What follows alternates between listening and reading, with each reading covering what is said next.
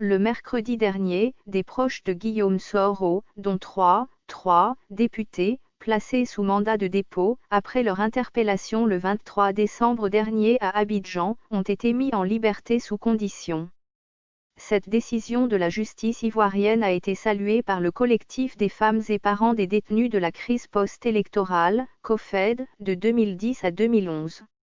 Simone Daté, présidente du COFED, tout en saluant cette décision qui vise à décrisper le climat politique déjà très tendu, plaide aussi pour la libération des autres détenus proches de Guillaume Soro, ancien président de l'Assemblée nationale ivoirienne, en exil en France après son retour manqué le 23 décembre dernier à Abidjan, sous le coup depuis lors à une condamnation par la justice ivoirienne à 20 années de prison pour recel de biens publics, blanchiment de capitaux et tentative de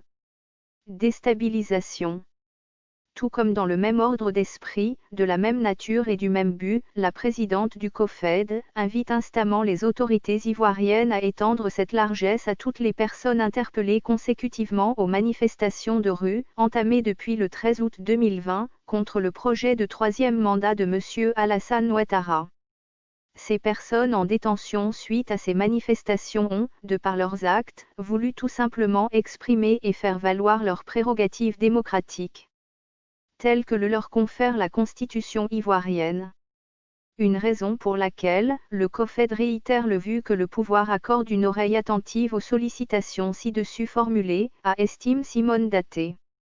Outre les détenus de la crise du troisième mandat, le COFED appelle le chef de l'État à la transcendance. À travers un ultime acte légendaire en faveur des autres détenus de la crise post-électorale, de même portée que l'ordonnance d'amnistie prise le 6 août 2018. Elle plaide ainsi pour que les membres des ex-FDS, forces de défense et de sécurité note de la rédaction, et civils encore en détention, emprisonnés suite à la crise post-électorale de 2010 à 2011 puissent être mis en liberté pour le bonheur de leurs familles respectives. Enfin, le COFED, tout en sachant gré le chef de l'État a accordé une diligente à ses préoccupations, a exprimé le vœu de voir la présidentielle se tenir dans un climat de paix et de sérénité.